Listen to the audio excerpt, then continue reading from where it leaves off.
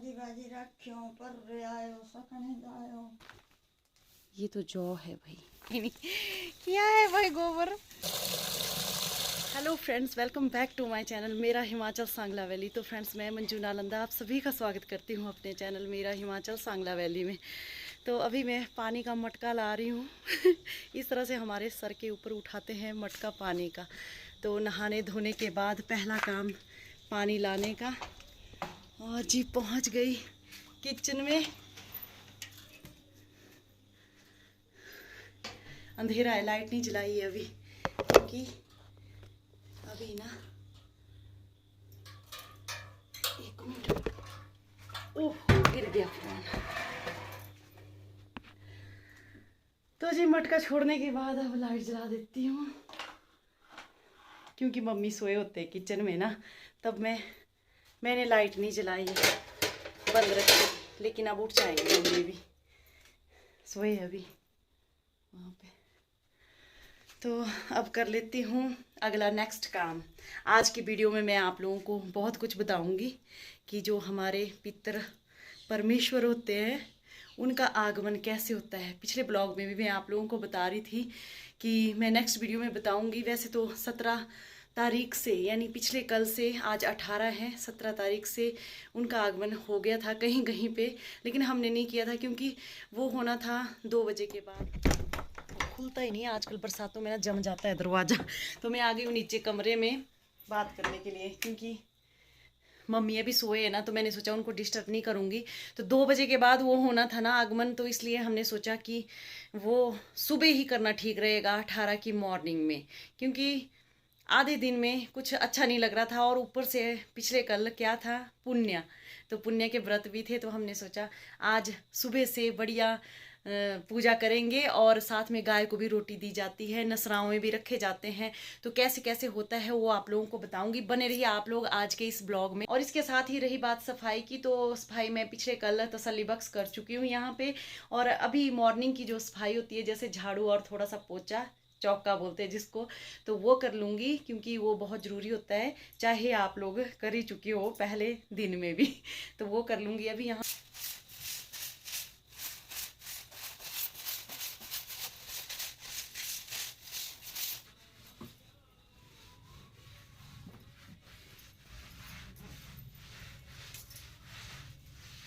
तो जी फाइनली झाड़ू पोछा हो गया है। और बाहर मौसम दिखाऊं आप लोगों को, तो रात को तो इतनी बिजली कड़क रही थी कि मानो पता नहीं कितनी मूसलाधार बारिश हो जाएगी। लेकिन अभी मौसम बादल है, वैसे बहुत ज़्यादा बादल है, देख सकते हैं आप लोग, खराब है मौसम। हवा ऐसी चल रही है, तो आज श्राद्धों के पहले दिन से ही मौसम इतना ख़राब है। खैर बारिश तो अभी यहाँ पे हुई नहीं है, कहीं कहीं हुई है, तो यहाँ पे नहीं हुई है। लेकिन अगर हो गई तो समझ लो कि बस पूरे श्राद्धों में बरस गया ना, तो फिर बरसता ही रहेगा ये महीना पूरा। और ठंड होनी शुरू हो गई है, सुबह शाम तो ठंड हो ही गई है। दिन को अगर धूप लग गई तब गर्म है, नहीं तो बस ठंड ही है दिन को भी। इसके बाद अब पहुँच गई हूँ फार्म हाउस में। तो यहाँ से मुझे ले जानी है गेहूँ नसरावे के लिए। तो इस लॉक को भी खोलती हूँ।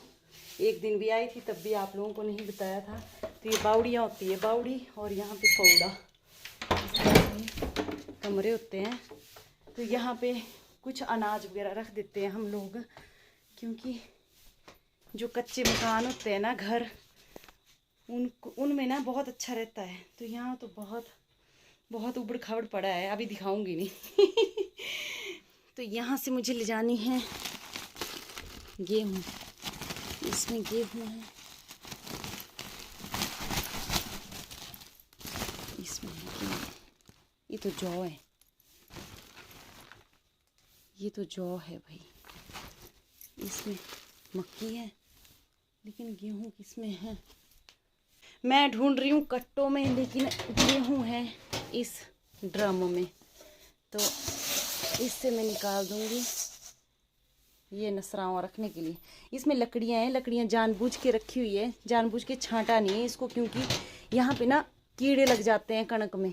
अगर हम लोग कणक में कूड़ा रखेंगे ना इस तरह से, ये लकड़ियाँ रखेंगे, कूड़ा तो नहीं है, लकड़ियाँ हैं, इसकी अपनी लकड़ियाँ हैं, तो फिर इन लकड़ियों से ना वो नहीं लगता है, पाठड़िया बोलते हैं जिसको, कूण, घूण भी बोलते हैं हिंदी में, वैसे पाठड़ी और घूण बोलते हैं।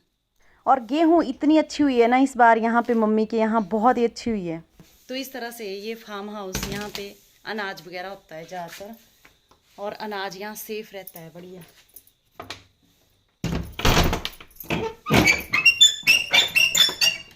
और न्यूजे रखने के लिए यहाँ पे आटा भी मैंने गूंद दिया है, रेस्ट पे रखा है। और साथ में मम्मी के लिए हल्दी वाला दूध भी बना रही हूँ, क्योंकि मम्मी को सुबह सुबह भूखे पेट हल्दी वाला दूध देते हैं, जो मम्मी के लिए बहुत ही बेस्ट है और अच्छा भी पच रहा है उनको वैसे, तब दे रहे, नहीं तो मम्मी को कभी कभी दूध डाइजेस्ट नहीं होता है, तो इस तरह से हल्दी डाल के उनको डाइजेस्ट हो जाता है। ये कच्ची हल्दी है अपने घर की, तो थोड़ी सी हल्दी डाल के बहुत अच्छा बन जाता है। और इसके बाद चल पड़ी हूँ मैं फूल और जूब लेने के लिए। जूब मतलब दूब, दाब जिसको बोलते हैं, घास, हरी हरी घास। तो कद्दू के फूल श्राद्धों में लगाए जाते हैं, कद्दू के फूल बहुत अच्छे होते हैं, तो वही लेने के लिए मैं पहुंच गई कद्दू की बेल के पास। ये देखिए, ये है जी कद्दू का फूल, जय हो। यहाँ भी रिंगड़ लग रहे हैं, फूलों में रिंगड़। आ जा भाई, 3 फूल ले लूंगी। वही रिंगड़ है, देखो देखो देखो, इसके अंदर रिंगड़।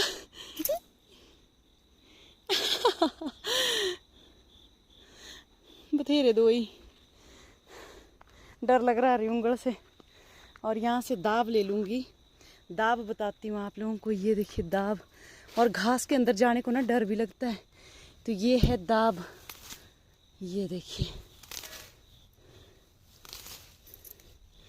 ये दाब लेनी पड़ती है ऐसे, बथेरी है इतनी। तो सबसे पहले मैं न्योज मनसने के लिए सब कुछ तैयार कर लूँगी सामग्री। तो ये सेवइयाँ थोड़ी सी बना दूँगी, मीठा बहुत ज़रूरी होता है प्रसाद के लिए, तो खीर बननी चाहिए, चाहे सेवइयों की खीर चाहे चावल की खीर। तो 2 रोटी सबसे पहले गाय के लिए, और उसके बाद 3 न्योज मनसने के लिए ये रोटियाँ बना दूँगी। 6 रोटी मैंने अलग से बनाई है, 2 रोटी गाय के लिए, और सेवइयों की खीर इनके अंदर डाल दूँगी। इनमें थोड़ा थोड़ा घी लगा दिया है। तो इस तरह से ये न्योज तैयार किए जाते हैं। और अब मैं जा रही हूँ काऊ शेड में गौ माता का गोबर लेने के लिए। तो गौ माता ने गोबर किया है नहीं किया है पता ही नहीं, किया है भाई गोबर कि नहीं किया है, अभी नहीं किया है भाई इन्होंने गोबर, जो किया था उठा दिया गया है, अब क्या करूं। तो जी गाय का ये गोबर मैं ले जा रही हूँ लकीर देने के लिए, जो लकीर खींची जाती है। तो जी गाय का गोबर लाने के बाद सबसे पहले यहाँ पे दरवाजे के बाहर एक राउंड करना पड़ता है, और इस राउंड को करते हुए गोबर को अपनी जगह से नहीं उठाना पड़ता है, ऐसे ही टच में ले जाना पड़ता है अंदर की ओर, छोड़ना नहीं पड़ता है।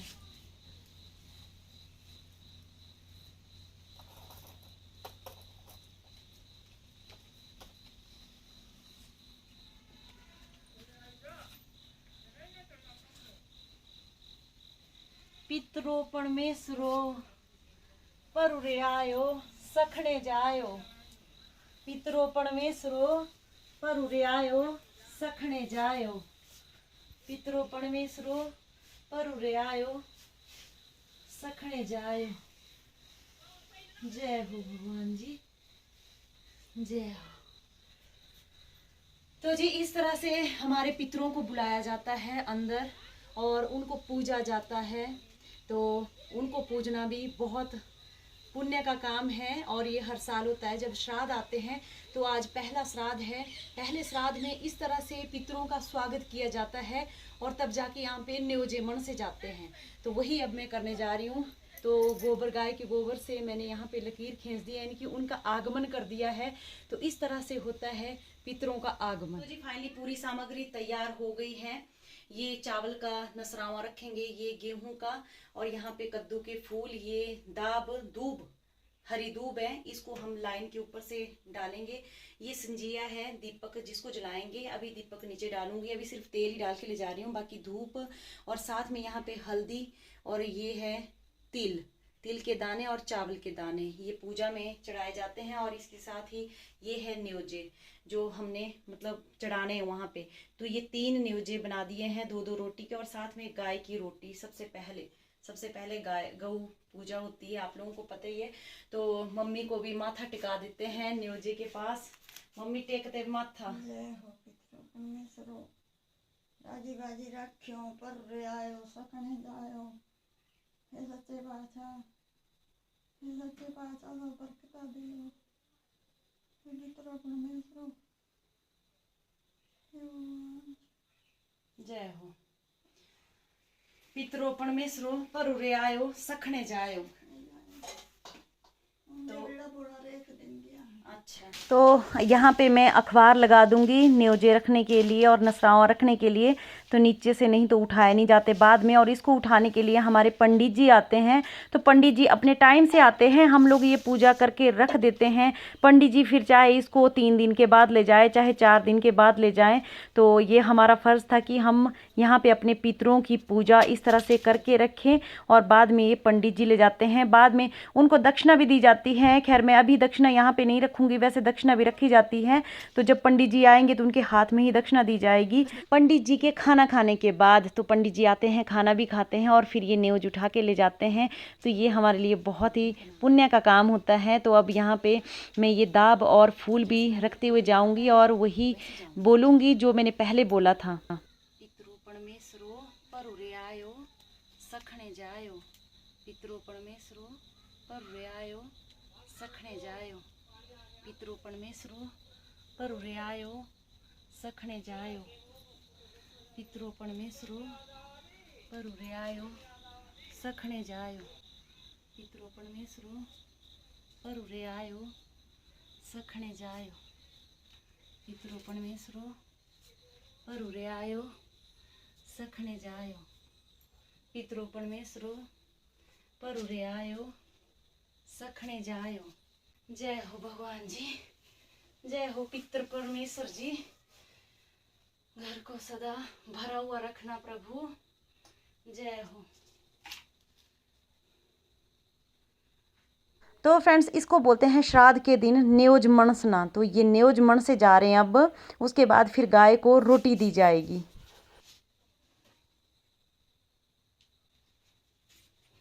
जय हो गौ माता। न्योज को मनसने के बाद अब ये रोटी गाय को देने के लिए मैं जा रही हूँ, क्योंकि पहली रोटी गाय को टेक माथा गाय की रोटी है। जय हो।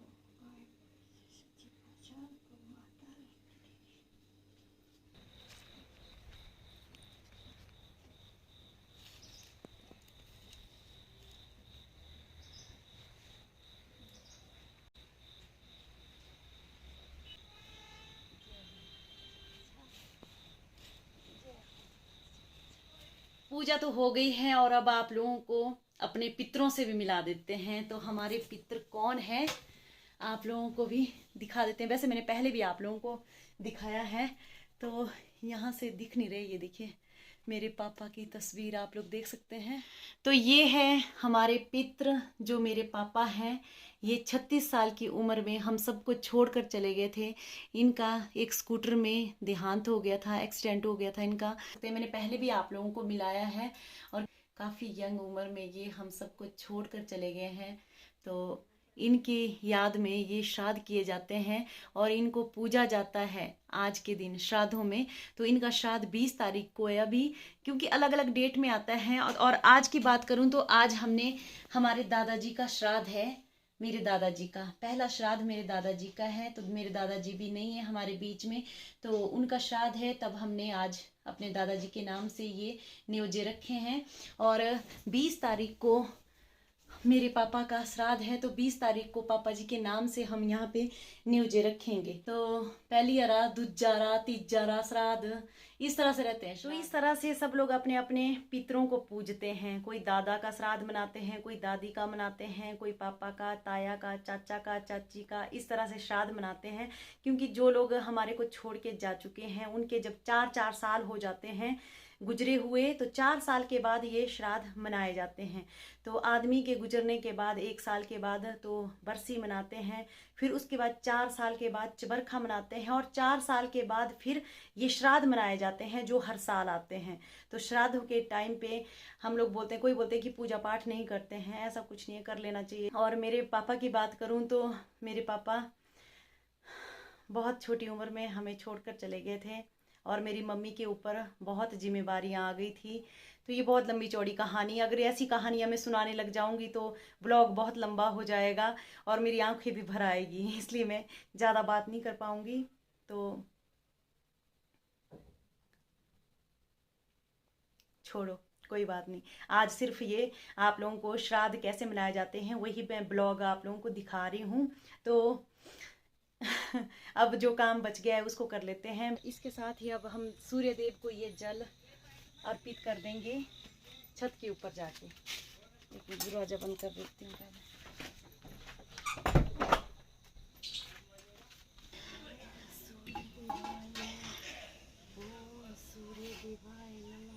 तो फ्रेंड्स, पितरों को पूजना बहुत ज़रूरी होता है क्योंकि उनका आशीर्वाद भी हमारे ऊपर हमेशा बना रहे। तो इसीलिए हम उनको हमेशा पूजते हैं, उनको याद करते हैं और ये करना भी बहुत ज़रूरी है। उनको याद कर लेना चाहिए अपने अपने पितरों को, जो हमें छोड़ के जा चुके हैं इस दुनिया से। ओम सूर्य देवाय नमः।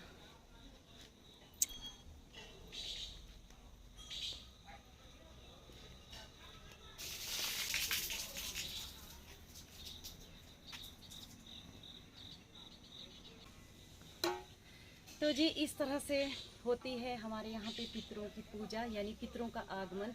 तो उम्मीद है आप लोगों को पसंद आई होगी मेरी आज की वीडियो। ये सच्चाई है, वीडियो तो नहीं है कोई, तो जो सच था वही आप लोगों को दिखाया है। तो इसी के साथ ही आज का ये ब्लॉग भी मैं यहीं समाप्त करती हूँ। मिलते हैं नेक्स्ट वीडियो में बहुत ही अच्छी वीडियो के साथ। तब तक के लिए बाय बाय ऑल।